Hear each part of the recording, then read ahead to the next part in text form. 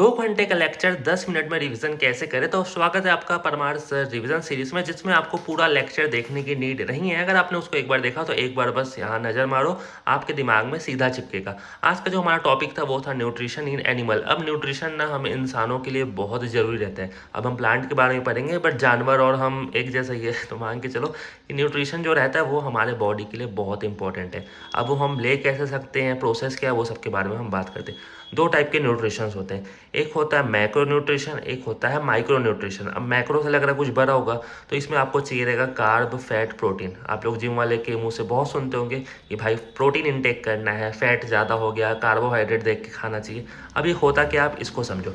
Carbohydrate में क्या रहता है, ग्लूकोज, शुगर। फैट में अपना हाई एनर्जी रहता है, और दोनों का काम रहता है एनर्जी स्टोर करना। कहाँ पे, एडिपोज टिश्यू में, फैट का। और प्रोटीन एनिमो एसिड रहता है, बॉडी बिल्डिंग में हेल्प करता है, ग्रोथ में हेल्प करता है। अब आपको समझ नहीं आएगा, अब यहाँ समझो। जो कार्बोहाइड्रेट रहते हैं ना, वो 2 टाइप के रहते हैं, एक सिंपल कार्बोहाइड्रेट, एक कॉम्प्लेक्स कार्बोहाइड्रेट। जो कि आपका बर्गर, पिज़्ज़ा, कोल्ड ड्रिंक, ये सब आपका सिंपल कार्बोहाइड्रेट में आ जाएगा, जो कि हाई इन कैलोरीज तो रहेगा, बट लो इन न्यूट्रिशन रहेगा, लो इन फाइबर रहेगा, रिफाइंड शुगर रहेगा। मतलब कि ये बैड है, इसको नहीं खाना चाहिए। कॉम्प्लेक्स कार्ब में क्या आ जाएगा, हाई न्यूट्रिशन रहेगा, जैसे कि ग्रेन्स हो गया, चिया सीड हो गया, ओट्स हो गया, जौ बाजरा का रोटी हो गया। तो ये सब आपके कॉम्प्लेक्स कार्ब में हो जाएगा। ये गुड है, ये बैड है, ठीक है। अब फैट इंसान समझता है कि यार बेकार चीज़ है। 2 टाइप के फैट होते हैं, गुड फैट, एक बैड फैट। गुड फैट में आपका आ जाएगा घी, पनीर, chia seed, coconut oil, olive seed, eggs. Bad fat में आ जाएगा fry food, bakery item, pastry हो गया, और ब्रेड्स जितने हो गए, फैटी स्नैक्स, मंचूरियन, पिज़्ज़ा। ये सब आपके फ्राई फूड में आ जाएंगे, जो कि एक बैड फैट है। आपको इसको और इसको कंज्यूम नहीं करना चाहिए अपने हेल्दी लाइफस्टाइल के लिए। अब प्रोटीन का काम क्या रहता है, जैसे कि आपका बॉडी वेट 70 kg है, तो आपको 70 ग्राम प्रोटीन चाहिए। 50 kg है तो 50 ग्राम प्रोटीन चाहिए। बट इंडिया में जो हमारे फूड मिलता है उसमें प्रोटीन उतना ज़्यादा नहीं पाया जाता। तो एक्स्ट्रा सोर्सेज क्या है हमारे लिए, जैसे कि हम मीट खा सकते हैं, फ़िश खा सकते हैं, मिल्क हो गया। ये सबसे आपका प्रोटीन इंटेक अच्छा रहेगा। अब ये हेल्प कैच करते हैं, ये सब वही लिखा है, आप इसको चाहो तो पढ़ सकते हो, जो कि आपकी चीज़ में था। सिंपल कार्बोहाइड्रेट, कॉम्प्लेक्स कार्बोहाइड्रेट अनाज से मिलता है, जो कि मैंने आपको यहाँ ईजिली मेरे वे पर समझा दिया, ठीक है। अब फैट का भी वही चीज़ है, जो कि सैचुरेटेड रहता है, अनसैचुरेटेड रहता है। इंपॉर्टेंट क्या है, जो ट्रांस फैट रहता है ना, वो पाया कहाँ जाता है, तो जो हमारे चिप्स रहते हैं या जो प्रोसेस फूड रहते हैं ना, उसमें ट्रांस फैट पाया जाता है। दूसरा कंडीशन, अगर आप खाने को बार बार गर्म करते हो, आपके घर में रात में कोई सब्जी बनी, उसको सुबह गर्म करके खाए, फिर वही को दोपहर में गर्म करके खाए, फिर वही को शाम पे, तो वो एक ट्रांस फैट का रूप ले लेता है, जो कि आपके फैटी लीवर में और आपको बीमारी देने में ज़्यादा सहयोगी हो जाता है। मतलब ये भी एक तरीके का बैड है। एग्जाम में क्वेश्चन ऐसे ही पूछेगा तो आप बस समझ जाओ, आप पूरा क्वेश्चन उड़ा के आ जाओगे। प्रोटीन, जैसे कि मैंने आपको बताया, break down of amino acid. अब ये काम क्या करता है, ये हमारे 2 टाइप के होते हैं, एक एसेंशियल, एक नॉन एसेंशियल। आपको बस नंबर याद रखने हैं। एसेंशियल 9 टाइप के होते हैं, नॉन एसेंशियल 11 टाइप के होते हैं। अब प्रोटीन पाया कहाँ जाता है, जो एग का वाइट पार्ट हो गया प्रोटीन हो गया, यॉक हो गया, फैट, विटामिन, पल्सेस हो गया, सोयाबीन हो गया। और प्रोटीन के यार बहुत सारे सोर्सेस है ना, जो नॉन वेज खाते हैं उनके लिए तो बहुत सारे सोर्स है।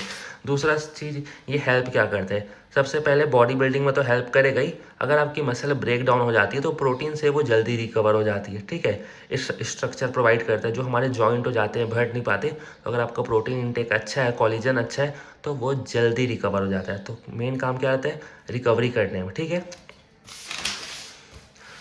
अब यहाँ पे अगर आपके पास लो प्रोटीन हो जाएगा तो जो डिसीज़ हो जाती है उसके बारे में हम पढ़ते हैं। इसको हम बोलते हैं कावाकिशोकर, और एक को हम बोलते हैं मारास्मस, ठीक है। अब ये जो रहता है ये लो न्यूट्रिशन के कारण रहता है, और ये जो रहता है लो प्रोटीन के कारण रहता है, ठीक है।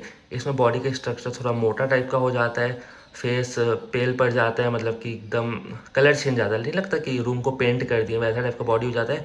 और इसमें ना फेस ओल्ड मैन जैसा हो जाता है, रहेगा वो बच्चा ही, बट वो मुरझा जाएगा, ऐसा टाइप का, ठीक है। इतना बस आप समझ लो। अब हम पढ़ते हैं विटामिन की तरफ। एक जो फैट में सॉल्यूबल रहते हैं और एक जो वाटर में सॉल्यूबल रहते हैं। एग्जाम में डायरेक्ट क्वेश्चन पूछता है, फैट में सॉल्यूबल विटामिन के नाम बताओ। तो इसकी ट्रिक होती है कीड़ा, हाँ वही कीड़ा रेंगने वाला, ठीक है, कीड़ा। और जो वाटर में सॉल्यूबल रहते हैं मतलब BC ठीक है, इसको आप लोग समझ सकते हो। अब यहाँ पे देखो, vitamin A, vitamin D, vitamin E, vitamin के। अब इसके हेल्प क्या है और इसमें कौन सी डिसीज़ हो जाती है, इनकी कमी से ये बचा रखना। विटामिन जो के है ना, इसका साइंटिफिक नेम है रेटिनॉल। अब रेटिनॉल से आपको याद करना है RET। RET से आप जो मैसेज में टाइप करते हो रात, या रात, जो भी आप बोलो, इसको रैट मत प्रोनाउंस करना। रात मतलब अंधेरा। तो जो अंधेरे में नाइट ब्लाइंडनेस हो जाती है वो किसके कारण होती है? विटामिन ए के कारण, जिसका साइंटिफिक नेम क्या है? रेटिनॉल। एक चीज़ आपके दिमाग में चिपक गई। विटामिन डी की कमी से क्या होता है? तो यार अगर विटामिन डी कहाँ से मिलता है? उसका सोर्स है सनलाइट हो गया, ठीक है। और कैल्शियम, अगर आप कैल्शियम लोगे और सनलाइट नहीं लोगे तो भी आपको विटामिन डी की कमी है। या सिर्फ आप धूप में बैठे रहोगे और कैल्शियम नहीं लोगे तो भी आपको विटामिन डी की कमी हो जाएगी। तो दोनों में आपको लेना पड़ेगा, ठीक है। तो इसके अलग अलग नाम है। हार्मोन विटामिन पूछेगा किसको बोलते हैं, तो भी बोलेंगे विटामिन डी को। सनलाइट विटामिन किसको बोलते हैं, तो भी विटामिन डी को। हड्डी मजबूत किससे होती है? विटामिन डी से। ये 3 टाइप के क्वेश्चन पूछता है, ठीक है। यही साथ है। विटामिन ई हमारा ब्यूटी विटामिन है। विटामिन के से याद रखना, क्लॉट, ब्लड क्लॉट पे हेल्प करते हैं। अगर आपकी स्किन यहाँ से कट जाती है और ब्लड क्लॉट होगा नहीं तो पूरी ब्लड बह जाएगी और पूरा बॉडी से ब्लड चले जाएगा। तो विटामिन के बहुत ज़रूरी है, ठीक है। अब विटामिन आपको ये टोटल 8 होते हैं, ठीक है। बट आपको मेन क्या याद रखना है? B1 जो कि होता है थायमिन, जो कि आपका मेटाबॉलिज्म में हेल्प करता है। अब मेटाबॉलिज्म आप लोग को पता होगा होता है क्या। हम लोग नहीं बोलते यार तेरा मेटाबॉलिज्म बहुत अच्छा है, मतलब कि वो कुछ भी खाए वो इजीली डाइजेस्ट कर लेगा। और एक तरफ आप हो जिसको डाइजेस्ट नहीं होगा और शरीर में खाना नहीं लगेगा। तो किसकी वजह से होता है? विटामिन B1 की वजह से। विटामिन B3 याद कर लेना, इसमें 3D होते हैं, मतलब 3 डिसीज होता है। डायरिया होता है, डर्मेटिक्स होता है, डिप्टेरिया होता है। और B9 याद कर लें, जिसको बोलते हैं फॉरिक एसिड। और ये न्यूरल ट्यूब, मतलब कि जैसे कि माँ के पेट में जब बच्चा रहता है ना तो उसका स्पाइनल कॉर्ड अच्छे से ग्रो नहीं कर पाता, तो उसको B9 की वजह से होता है। 3 चीज़ याद हो गया। B1 में आपका मेटाबॉलिज्म, B9 में आपको 3 डिसीज़ होता है, B9 में फॉलिक एसिड और न्यूरल ट्यूब, इसका डिसीज़ हो सकता है, ठीक है। बस ये 3 चीज़ आपको याद करने की ज़रूरत है इंपॉर्टेंट पे। हाँ, अब यहाँ पे हम चलते हैं फोटोसिंथेसिस की तरफ। यार ये इतना इंपॉर्टेंट और इतना इजी है ना, आप बस इसको एक बार समझ जाओ फिर आपको पूरा समझ आ जाएगा, ठीक है। अब इंसानों का तो आप लोग देख लिया कि वो प्रोटीन कहाँ से लेते हैं, कार्बोहाइड्रेट कहाँ से लेते हैं, शुगर कहाँ से लेते हैं। बट प्लांट भी तो कहीं से लेते होंगे। तो प्लांट के प्रोसेस को बोलते हैं फोटोसिंथेसिस, जो कि हमने बचपन में पढ़ा होगा। तो ये सिंपल सा प्रोसेस है। सनलाइट से हमारा जो प्लांट है, इसमें जो पत्ती दिख रही है ना, उसके अंदर मिनी मिनी होल्स रहते हैं जिसको बोलते हैं स्टोमेटा। स्टोमेटा क्या काम करते हैं? CO2 को अंदर लेते हैं। ध्यान से समझना, एक पौधा है, ये सनलाइट है। अब ये खाना कैसे बनाता है? तो जो सनलाइट आती है ना हमारे यहाँ से, ये सन से, तो जो इसकी पत्ती रहती है ना, इसके अंदर पोर्स रहते हैं, तो इसको बोलते हैं स्टोमेटा। स्टोमेटा क्या करता है? CO2 को अंदर लेता है। अब अंदर लेता है तो अपने किचन में ले जाता है इसको, और पत्ती को हम बोलते हैं क्लोरोप्लास्ट। अब क्लोरोप्लास्ट के अंदर ये खाना बनाता है। कैसे? CO2 से, वाटर से और सनलाइट से। ये हो गया इसका मसाला, ठीक है। अब ये इससे प्रोसेस करेगा, फूड बनाएगा। अब फूड बनाएगा तो 2 डिवाइड में बांट कर देगा, एक बनेगा शुगर और एक बनेगा ऑक्सीजन। शुगर को वो अपने ग्रोथ के लिए, अपने फल उगाने के लिए यूज़ करेगा, और ऑक्सीजन को बाहर छोड़ देगा। तो देखो जो रेड वाला है वो CO2 है, अंदर आ रहा है, और जो ब्लू कलर से दिख रहा है ये आपका ऑक्सीजन है। तो कार्बन डाइऑक्साइड लेगा और ऑक्सीजन बाहर करेगा। इतना सा प्रोसेस है, ठीक है। अब जो क्लोरोप्लास्ट रहता है ना, जो पत्ती दिख रही है आपको, इसके अंदर होता है थाइलाकॉइड। अब इसके अंदर होता है क्लोरोफिल। अब क्वेश्चन ये पूछता है कि पत्तियों का ग्रीन कलर कैसे होता है? तो जो हमारा क्लोरोफिल रहता है ना, वो 2 कलर को एब्जॉर्ब करता है। सनलाइट से जो वाइट रेस आती है उसमें 7 कलर्स निकलते हैं, विबग्योर करके आपने पढ़ा होगा।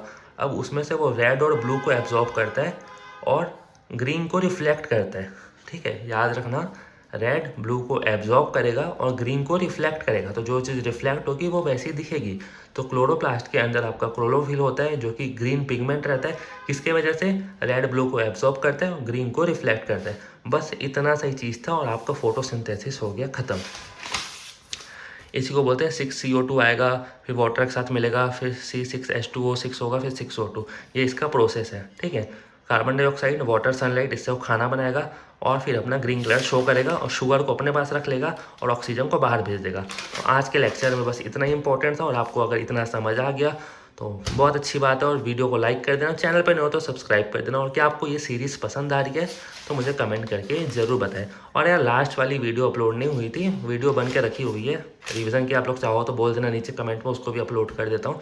CGL Tier 1 के स्कैम की वजह से दिमाग बहुत ख़राब चल रहा था 2-3 दिन से, जिसकी वजह से वीडियो अपलोड नहीं हो रही थी। पर खैर छोड़ो, अब से डेली रिवीजन सीरीज़ आएगी। तो सब लोग चैनल को सब्सक्राइब कर दो, लाइक कर दो। मिलते हैं आपको अगले वीडियो में। Thanks for watching.